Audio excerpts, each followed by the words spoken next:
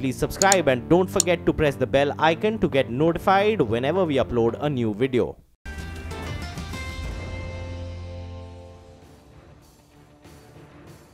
All right, so markets still, when I say markets, I mean equity markets, still in a difficult spot, just a third of a percent lower on the Sensex and the Nifty. It's a distance away from 10,600, and we thought it would be a distance away on the upside, going down, so not very positive, and the Nifty Bank as well in a spot of bother. Nifty Bank in a spot of bother also because US yields have touched that dreaded 3% mark. What does this mean for other asset classes as well? Where are Indian bond markets headed? Paul Chiana, the Global Chief of Fixed Income and Technical Strategist at Bank of America Merrill Lynch, joins us now to review various charts, FX charts, bond charts, commodity charts. Thank you very much, Paul, for dropping into our studio. My pleasure to be here. Thank you. Well, first up is obviously the 3% that the 10-year treasuries have hit. Yep. What are the charts telling you? Sure. Do they head north, or is 3 peaking off for now? The charts tell us that most likely U.S. rates are going to continue to rise and the bond market sell-off will continue lower. Over the last, let's say, 3.5 months, what we see in the U.S. 10-year yield chart is a flag pattern. And a flag pattern usually is something that flies at half-mast in technicals, which means the prior trend is only half of the move that we've seen. So with last Friday's close above about 2.92%, that was the first time since 2007 that U.S. 10-year yields closed above the 150-month moving average. That's a very important average in our longest-term technical charts. So what we think is really happening right now is a continuation of that trend and possibly a sell-off to about 3.25, which is the declining 200-month moving average. Now, U.S. 10-year yield has not seen the 200-month moving average since 1989. So clearly, all of that together is an indication that the bond bull market of the last 30 years or so is most certainly coming to an end as the bear market unveils itself. Okay, so what does all of this mean for the equity markets? I mean, you are based in New York, as you told us. You're sitting in the epicenter of the financial markets. Is there a view that money could move out of equities and into bonds because of the way yields are surging? At some point, yes. So I think there's two very important takeaways from the technical charts that we would need to discuss. One of the more unique charts that we have and has been very popular in our travels this week, actually this year, is the ratio of U.S. 10-year yield divided by the S&P 500. And when we look at that over a longer-term time frame, one of the most powerful technical patterns is unveiling itself, that being a head and shoulders bottom. Okay, so a head and shoulders bottom in the ratio of U.S. 10-year yield divided by S&P 500 means U.S. 10-year yields are positioned to rise more than the S&P 500, right? U.S. 10-year yields are positioned to outperform the S&P 500, right? So the higher U.S. 10-year yield ticks, the harder it is or seems for the S&P 500 to rally, which fits the second scenario or chart that we have of the markets hopeful that the S&P has formed a W bottom this year.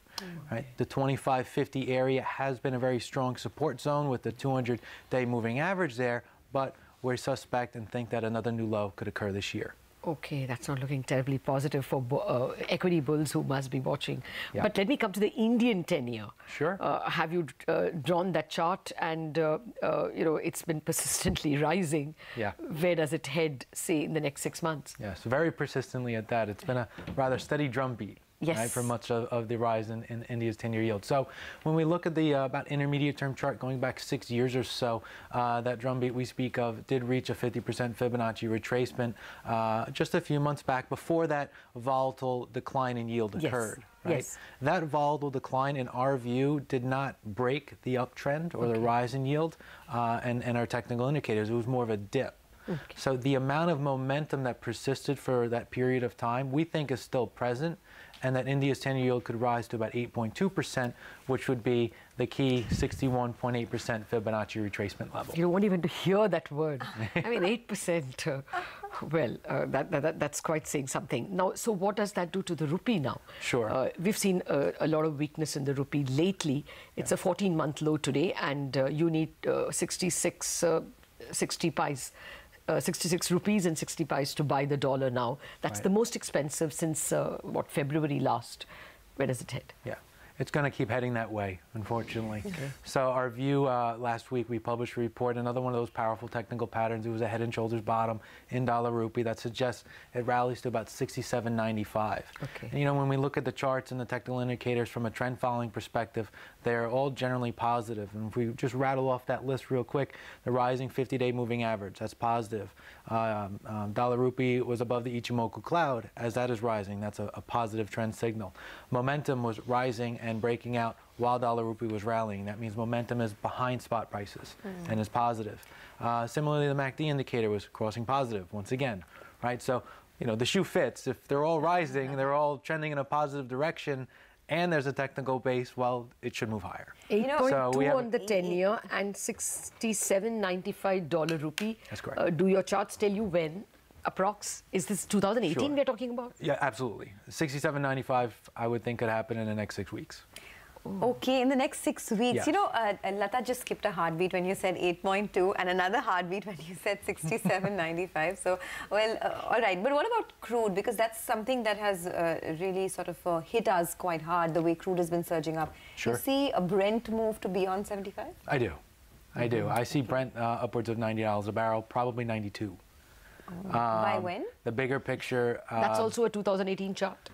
It is. And actually, I think if we step back from crude, it's not just crude necessarily. It's the majority of the commodity markets that are entering a boom cycle. We've seen energy already, enter that phase. We've seen base metals over the course of 2016 and 17 enter that phase. The only lagging sector in commodities right now is agriculture. Yes. Right. So when will corn, wheat, soybeans, and cotton, and all those different types of agricultural futures truly begin to confirm bases and rally? And you know, we know You oil see prices. that happening? We have indication that that could happen, and our current view is that we're flirting with the start of a secular bull market in commodities, which means significantly higher oil prices, significantly higher metals, both gold and precious, as well as your base metals. And honestly, if ags can just get going here, that's what would trigger that secular bull. Okay, you know, the most interesting part of your report, I guess, for our viewers is that the stock-specific part. You do track a lot of the names like HCL Tech, Indian Oil, etc. IT has made a comeback of sorts. You like names like HCL Tech? Technically? We do. So, we looked at the Nifty 50 stocks and the Nifty as well. HCL and LT were our two choices for more of a bullish view. There were three others that, didn't look as positive. Broadly speaking, if the S&P is going to make another new low this year, it's probably going to be a drag on the Nifty. But the Nifty uptrends from both the shorter term and intermediate term view are more intact, actually, than the S&P 500 was. So there's a little optimism that, in these equity markets can weather the storm. But 8.2% on their 10-year and dollar rupee to plus or minus 68 might challenge it. Okay, can you just come again on where you see the Nifty headed? Sure. So there's about a 2-year upward sloping channel that if we extrapolate forward, let's say 12 to 18 months, the Nifty could see about 12,000. Okay. Right? However, that's contingent on near-term price action remaining above 10,000. Okay. Right? So if we don't break 10,000, then 12,000 is here. That's correct. Okay, so that is, I think, the most optimistic takeaway from the entire discussion. But, Right. I was going through your list. You did mention HCL Tech, L&T. You also like HUL, I guess. But on the downside, Tata Motors is something where you're seeing the weakness persist? Yes. So broadly, when we look across, those charts and in Tata Motors, we look for technical bases both on a price, relative performance, and then currency-adjusted relative performance. And when we glue all those together, that indicates what the probable future trend of that market or time series will be, and that's where Tata's was headed, yeah.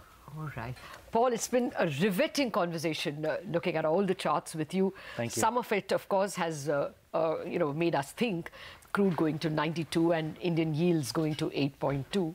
But, well, you still see the Nifty as well going to 12,000. So let's hope some of your charts do work the way you put it. Thank you very much for dropping in. Thank you. My pleasure. Thank you. The markets are, although the markets are slightly downbeat, the stock that's really taking it away right now is Bharti Airtel, 4% higher. Of course, it's correcting a lot of the underperformance that it's seen over the last 1 year or so, eroded a lot of value. But now, today, because of multiple reasons, the stock is doing well. Apart from that, it's IT once again, as we've told you, Wipro, TCS, Tech Mahindra, all up and about. But let's get a quick handle on what's happening in the commodity space. Manisha Gupta joins in for a roundup of all the action there. Hi, Manisha. Good morning. Morning, Sonia. Thank you so much for that. And let's start with the crude oil prices, where we are seeing some profit-taking continuing from the New York session yesterday. And that is because of the positive statements that you have seen come in from US and France officials on the Iran nuclear deal. And that really seems to have taken some premium off. Also, when you look at the API data, that shows that the weekly US inventories have shown a surprise build-up, and that is slightly bearish for the prices. But going forward, the speculative long positions are still holding well. In the international markets, we are still holding above $73 per barrel. And mind you, going forward, kind of demand estimates that are coming in from Asia, the expectation is that we are looking at a record high demand for the month of April. Next month onwards, it would also be about the summer driving demand season from the Western world. And then, of course, it will be hurricane season as we approach July, August, etc. So as we go forward in the next months, 3 to 4 months, that is, it does look bullish in sense of fundamentals. The geopolitical concerns are still there. And come the month of June, you also have the OPEC yearly meeting, where they would come out with their plans as in sense of 2018 and 19. There have been statements on how they are looking to include more members into their agreement to cut output of 1.8 million barrels. So all of those stories continue to keep the prices on the bullish side. As I said, the couple of timing zones, of course, have seen some decline coming for that. The gold and silver prices, well, they are, of course, following the international cues as well. Some strength in US dollar has pulled the prices down on that. And also about the geopolitical concerns that seem to have eased a bit, especially from the Korean peninsula, and that's pulled the prices down as well. But we still are holding around those 40,000 rupees per kilo levels when it comes to the silver prices for the near month. The far month, of course, has seen more sharper declines coming in. But most people will tell you that the buying opportunities in silver more than gold is what you should be looking at in the near term.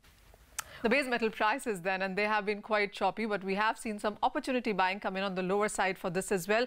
Aluminum prices, after declining nearly 13% in 2 trading sessions, have seen some opportunity buying. It also has to do with the China import data that has been positive. That's been taking all the metals higher. And keep an eye out on the the steel prices. They are trading at a 7-week highs. We have seen yet another 1.5% gain come in for that. And that seems to be translating in the gains for nickel, zinc and lead. All of those metals seem to be following the gains in steel as we have seen it. Trading strategies, and we have them from Grow Value, and a couple of buying calls coming in there as well. For natural gas, they're expecting an upside target at 196. There also is a strategy coming in for silver, which is a sell. 38,900 for the intraday markets is what you can watch out for that. Okay, thanks a lot for that, Manisha. So that's a quick roundup of all that's happening in the commodity space. She's feeling very happy because that gentleman, the Clark Kent lookalike, said that crude is going to 92, and that's making you very happy. Outperform Nifty. That is what is making. No, we are looking at the 12,000 Nifty. Okay, well, I like that, Clark Kent lookalike. All right, but the Cabinet may clear the IBC ordinance today. The recommendations, if approved by the Cabinet, will pave the way for an out-of-court settlement of bad loans if 90% of the lenders support such a move. Lata, just explain to us what the impact of this could be. Well, I don't know if I would put the out-of-court settlement as very important. In the first place, there is going to be a Cabinet meeting, and they are going to consider ordinance amendments to the Insolvency and Bankruptcy Code via an ordinance. We were expecting this on Saturday, and Ritu Singh was all prepared, but it didn't come. We got the Fugitive Economic Offenders Bill. At the same time, this was also expected to be taken, but that didn't happen. Now, the expectation is that this is the first thing that could come. Home buyers could get representation in the Committee of Creditors as financial creditors. That's something which the government very much wants to see. MSME promoters will be allowed to buy back their own companies. That would come. Also, the one that you spoke about, withdrawal of application from the NCLT if a majority of 90% of the bankers think that this can be settled out of court. So pulling it out of NCLT is another permission that will be important.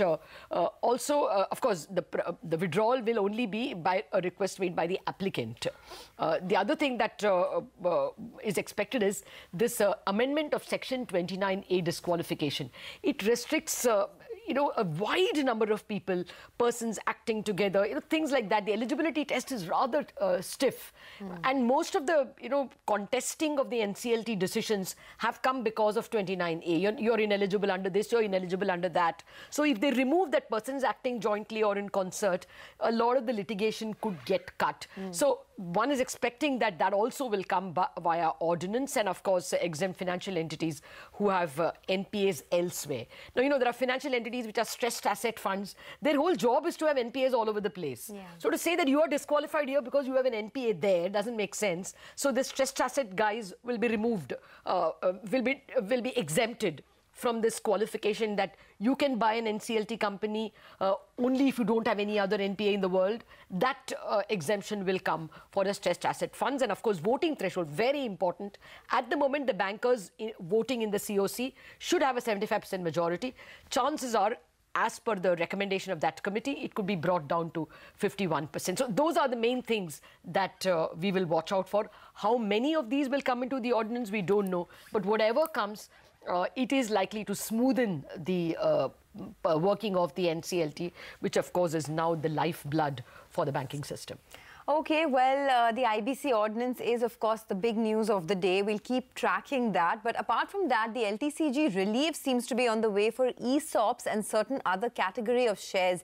Surbhi is here to explain more on that. Surbhi, over to you. Yes, Sonia, some good news perhaps coming through. Now, this is a draft notification. The CBDT has asked for public comments by the 30th of April. Now, what does this notification essentially say? Remember, the condition of STT, Securities Transaction Tax, needs to be met at the time of purchase of shares and sale of shares for this 10% LTCG regime to apply. And for the grandfathering benefit to flow in. This was not applicable in case you had ESOPs in an unlisted company. So that's where you were only given the step up or the extent of the base price increase to the extent of inflation. Not all your past gains were grandfathered. And this was a bit of a niggling worry for a lot of people out there. So ESOPs will get the benefit. Similarly, a lot of the NRIs that could have made investments in shares where STT was not paid, but FDI rules have been followed, they get complete grandfathering of those past gains. Importantly, shares that have been acquired by companies as per the directive coming in from either NCLT or SEBI or the RBI, we're talking about IBC just a while back, there also past gains get grandfathered. So that should be good news coming through. Good news for alternate investment funds as well, because venture capital funds and the kind of money they're investing in, those old gains should be protected. There's just one niggling doubt right now within the tax circles.